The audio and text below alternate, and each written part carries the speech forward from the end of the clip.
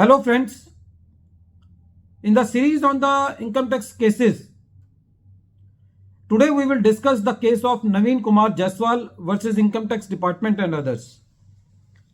This case has been reported in 455 ITR at page number 539 and the matter has been decided by JHARKHAND High Court and the date of the judgment is 22nd March 2022.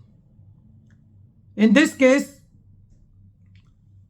the assessment of Assessee was reopened under section 147 read with section 148 by issuing the Assessee the copy of the reasons in which it was alleged that the Assessee has purchased a property which has not been disclosed.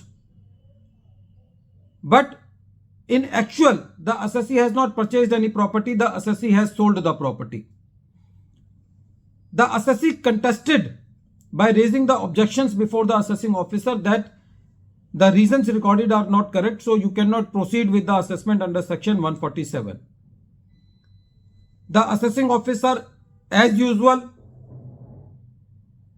rejected the objections and proceeded in the assessment of the assessee, for which the assessee filed the writ petition in the JHARKHAND High Court. When the matter came before the JHARKHAND High Court about the rejection of the objections of the assessee regarding the reopening, the JHARKHAND High Court laid down the law about the mannerism of recording the reasons by the assessing officer.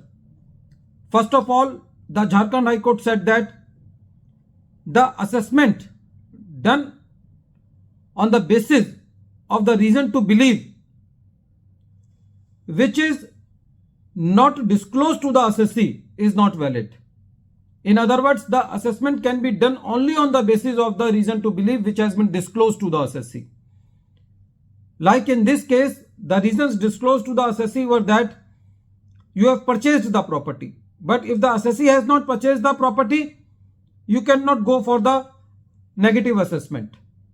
The court said that whatever the reasons have been recorded and have been given to the assessee, that reasons cannot be supplemented in the further proceedings.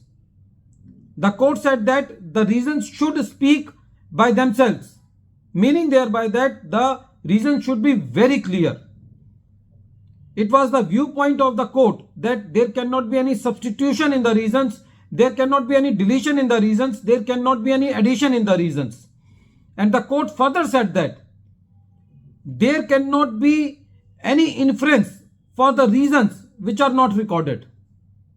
Like in this case, the reasons were not recorded about the sale of the property. So you cannot do the addition for the sale of the property. The court said that the reasons should be very clear and the reasons should be unambiguous. In this case, the department has given the affidavit in the court about the clarity of the reasons. So the court said that the reasons recorded cannot be supplemented by the affidavit given by the department.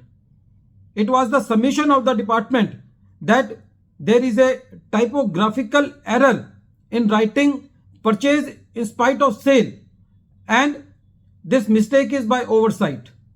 But the court was not inclined by the version of the department and they said that this cannot be taken the plea by the department that this is a typographical error and the recording of reasons in this way is not allowed in law. So the High Court quashed the notice under section 148.